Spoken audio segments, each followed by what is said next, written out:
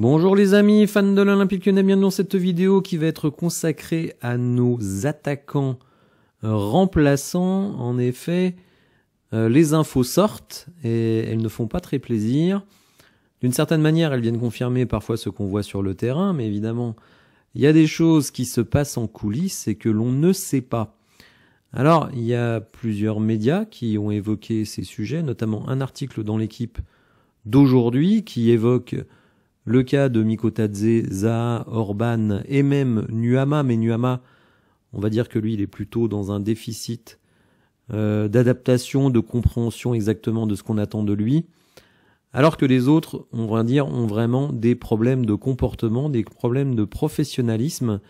Et notamment Mikotadze, puisque Hugo Guimet, alors pas dans l'article, mais dans une émission de Zach Nani, a dit tout simplement que au club, à l'OL, on attendait qu'il bascule du comportement d'un joueur amateur à un joueur professionnel de haut niveau. Donc ça, c'est pour Mikotadze parce que on constate que le joueur est revenu à Lyon, il y a retrouvé tous ses amis et pas forcément des gens, on va dire, qui le tirent vers le haut. Et Hugo Guimet a même pris cette image en disant qu'il se comporte comme s'il jouait à Saint-Priest. En gros, l'implication dans les entraînements n'est pas suffisante. Les sorties, visiblement, ont l'air assez nombreuses, des sorties notamment au casino. Alors bon, comme je ne connais pas très bien les casinos de la région, je ne peux pas vraiment vous dire là où il va, mais en tout cas, bon, c'est quelque chose qui a été révélé lors de cette émission. Et évidemment, le deuxième problème, c'est Wilfried Zaha. Wilfried Zaha qui avait fait une entrée plutôt encourageante, notamment contre l'Olympiakos, puisque il délivre une passe décisive. Il avait été titularisé dans la foulée à Toulouse pour une prestation à la limite du scandale. Depuis, il n'a pas refoulé les terrains. Et on verra également la situation de Gift Orban qui, lui, avait été un peu le héros de la soirée face à Toulouse, puisqu'il met 2 buts, notamment le but de la victoire.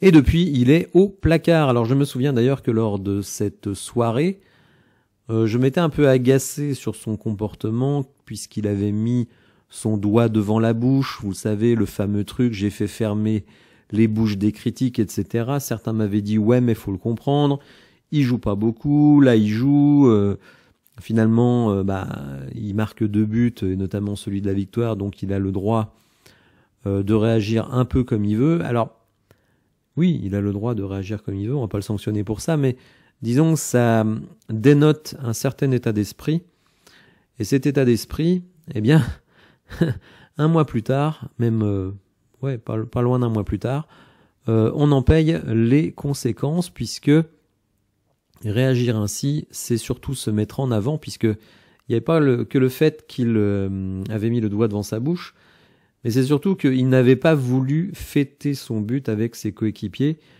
Je sais plus qui est allé le chercher, je crois que c'était Matic, je suis pas sûr, pour aller un peu l'enlacer, mais vraiment, il s'était éloigné des autres joueurs, ce que j'avais trouvé tout simplement inacceptable. Et du coup, Orban finalement dévoile depuis son vrai visage, mais à vrai dire, je ne suis pas tellement surpris. Alors des médias turcs avaient fait filtrer que Wilfried Zaha, ne s'était pas du tout adapté à la vie lyonnaise, notamment sa famille qui ne s'y plaisait pas du tout. Il voulait, lui et sa famille, rentrer en Turquie. Bon, là, il pourra peut-être le faire au mois de janvier. Mais pour le moment, ce n'est pas possible puisqu'on est en dehors d'une période de transfert. Vous le savez, Zaha, c'est une recrue 100% Textor. Le problème, c'est que, étant, je dirais, dans les petits papiers du propriétaire, peut-être se sent-il au-dessus des règles de l'équipe. Et en même temps, les autres joueurs, évidemment, s'ils le voient sur le terrain, alors que visiblement à l'entraînement, il ne fait pas les efforts, il peut donner le sentiment que c'est un joueur qui est tout simplement protégé. Bon, il n'est pas tellement, puisque certes, il était titulaire à Toulouse, mais depuis, il n'a pas refoulé le terrain. Alors dans l'article du jour, vous le voyez, Hugo Guimmet nous dit « Zaha, intéressant et décisif pour son entrée contre l'Olympiakos, a livré une prestation totalement ratée à Toulouse. 3 jours plus tard, avant de disparaître du paysage, le joueur prêté par Galatasaray n'a pas eu de préparation, sous-entendu physique.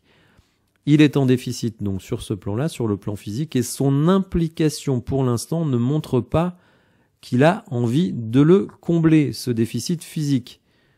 Donc ça, c'est quand même embêtant. Je pense que Zaha se rend compte qu'il a fait une erreur de venir chez nous. Peut-être espérait-il être titulaire, avoir beaucoup de temps de jeu, et d'être accueilli à bras ouverts comme une grande star de la Première Ligue. Bon, ce n'est pas le cas. Il joue les utilités, maintenant même il ne joue plus du tout. Donc je pense que c'est un gars qui est très très compliqué à gérer dans le vestiaire. C'est un peu le cadeau empoisonné de John Textor à Pierre Sage. Mais bon, après, je pense que Textor n'est pas si obtus qu'on veut bien le dire, et que il va dégager le joueur dès que possible. Concernant Orban, Hugo Guimmet nous dit « Héros de la première victoire de la saison contre Strasbourg, a les défauts de sa jeunesse et de son inexpérience. Il est impatient et il peut vite se frustrer. Et le staff essaie de composer avec ça. » Alors moi, je trouve que le staff n'essaie pas trop de composer avec ça, puisque il ne joue plus du tout depuis ce doublé.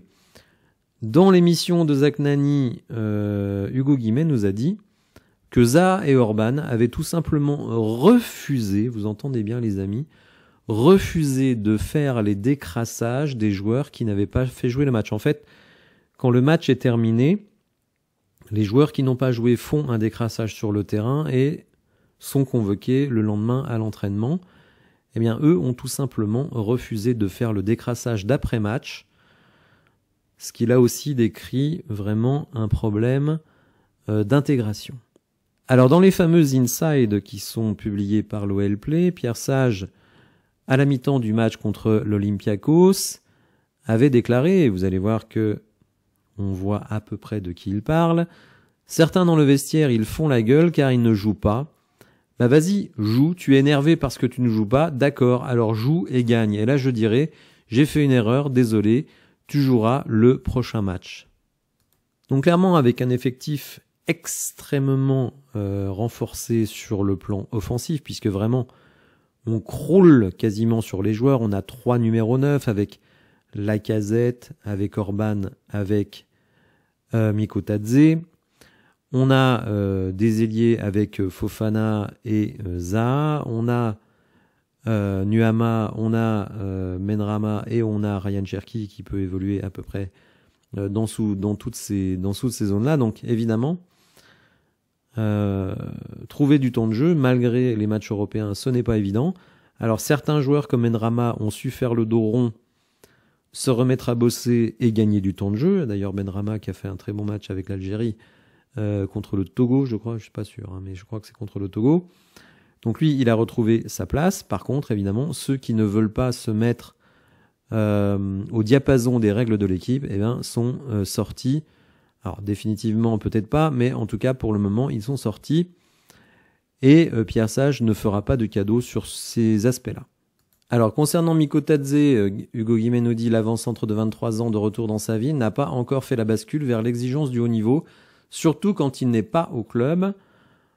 Il y a quelque temps, était sortie l'info que Mikotadze était décevant dans son attitude aux entraînements notamment.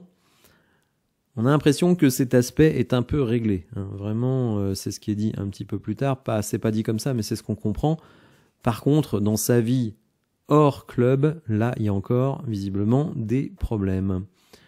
Et c'est un cap à passer pour lui, même si la situation n'inquiète pas Pierre Sage. Donc Pierre Sage nous dit « Georges change de statut, il est jeune et il apprend. Sa période de disette 0 but en 8 matchs avec l'Olympique Lyonnais cette saison correspond à une période où il joue moins, mais il m'envoie des signes pour avoir plus de temps de jeu. » Alors ça, c'est ce que dit Pierre Sage, mais dans le dernier match, il rentre à 10 minutes de la fin. Donc s'il envoie des signes, en tout cas pour le moment, ils ne sont pas entendus.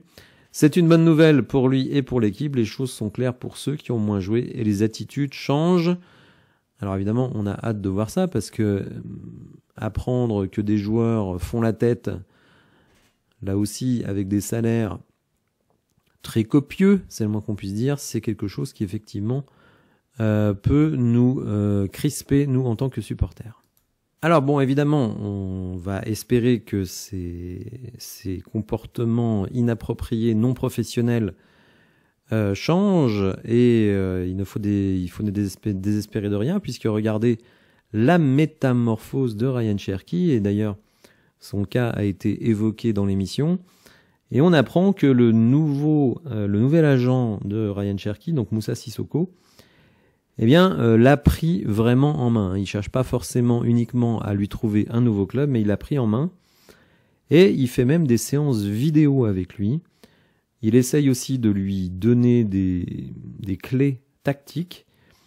Et apparemment, l'attitude de Ryan Cherki à l'intérieur du club est extrêmement positive.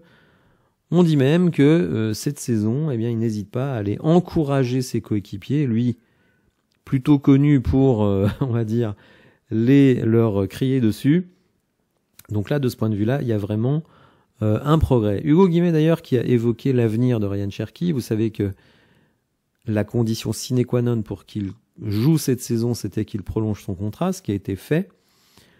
Et Hugo Guimet n'a pas du tout exclu que Ryan Cherki quitte le club au mois de janvier, et notamment pour le Paris Saint-Germain, puisque Moussa Sissoko est un agent qui travaille avec le PSG. Je crois qu'il est l'agent de Kolo Muani, il me semble. Il me semble que c'est aussi de Zahir Emery, donc bon, il a déjà au moins 2 joueurs au club parisien.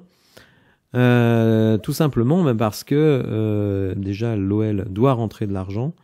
Alors vous le savez, il y a l'arrêt Diarra qui va peut-être faire que on rentre beaucoup moins d'argent que prévu. Et puis il va sans doute y avoir l'arrivée de Thiago Almada, qui d'une certaine manière, alors n'est pas le même joueur que Ryan Cherki, mais évolue un peu aussi dans ce rôle de milieu offensif, meneur de jeu numéro 10. Bref, on ne peut pas forcément garder les deux. Il y aurait vraiment télescopage, même si certains font valoir, et ça s'entend, que on pourrait très bien garder Cherki jusqu'à l'été prochain, tout simplement pour faciliter l'intégration d'Almada, un petit peu comme ça s'est fait avec Lopez et Lucas Perry. Bref, voilà pour les nouvelles du jour. J'espère que cette vidéo vous aura intéressé. Si c'est le cas, n'hésitez pas à la liker, à vous abonner à la chaîne, activer les notifications. Et je vous dis à bientôt pour de nouvelles infos. Merci, au revoir.